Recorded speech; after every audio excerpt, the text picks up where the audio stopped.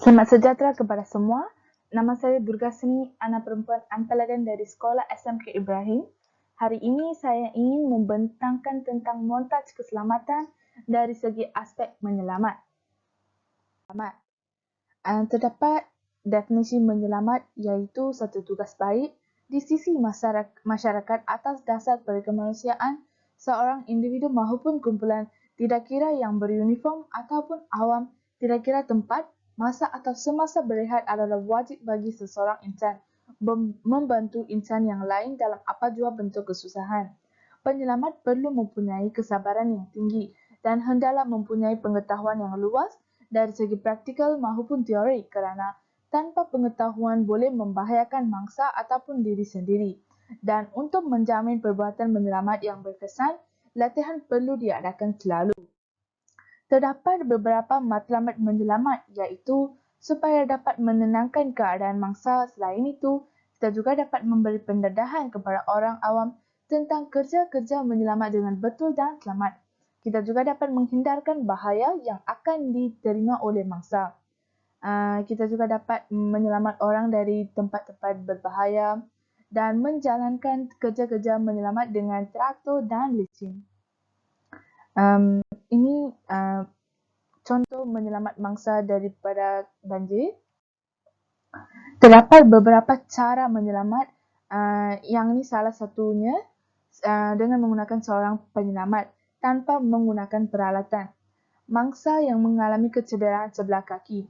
Prinsip ini sebenarnya kurang baik kerana menyelamat menanggung keberatan mangsa bergerak. Yang ni orang yang lebih bertenaga daripada mangsa boleh menggunakan cara ini. Tetapi orang yang kurus ataupun kurang bertenaga, mereka tidak digalakkan untuk menggunakan cara ini. Selain itu, cara kedua ialah front piggyback carry. Yang ini juga tanpa guna peralatan, mangsa mestilah sedar dan tidak mengalami kecederaan tulang yang teruk. Menghadap pada mangsa dalam keadaan berdiri, masukkan tapak tangan anda di bawah ketiaknya, arahkan mangsa untuk naik serta mengepit dan menyilangkan kakinya di pinggang anda. Suruh mangsa memeluk dengan lengannya.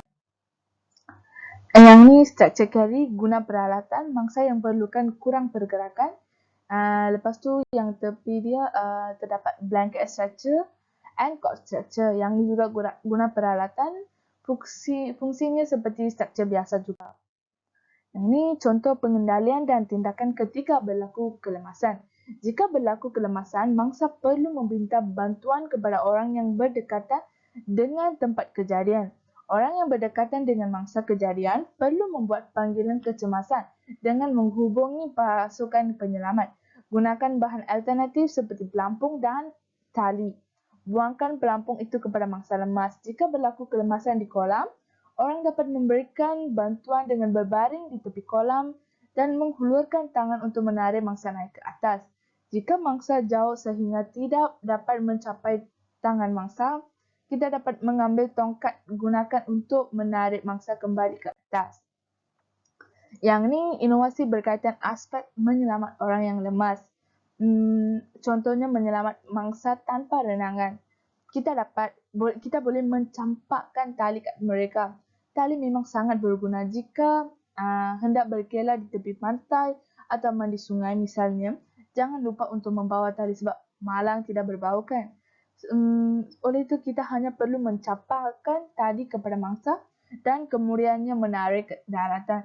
Jika tiada tali, mereka juga boleh menggunakan apa-apa pipe yang tidak mudah putus ataupun akar nipis daripada pokok untuk menyelamatkan mangsa. Selain itu, kita juga boleh menggunakan alat bantuan lain yang juga dikenali sebagai personal floating devices yang ini membantu mangsa untuk terapung, misalnya barangan asas seperti botol plastik dan sebagainya.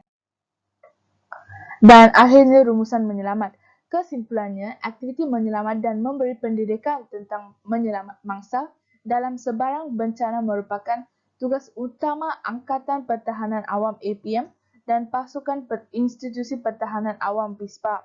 Anggota APM dan PISPA telah dilatih dengan teknik-teknik menyelamat yang betul sama ada dengan menggunakan alatan atau tanpa alatan tertentu. Ilmu tentang teknik-teknik menyelamat yang telah dijelaskan sangat penting untuk melahirkan masyarakat awam yang sentiasa bersiap sedia menghadapi sebarang bencana seperti banjir. Oleh itu, sebagai seorang yang berpikiran nasional, kita seharusnya menghormati segala usaha Badan Pertahanan Awam supaya lahirnya sebuah negara yang aman dan selamat. Sekian, terima kasih.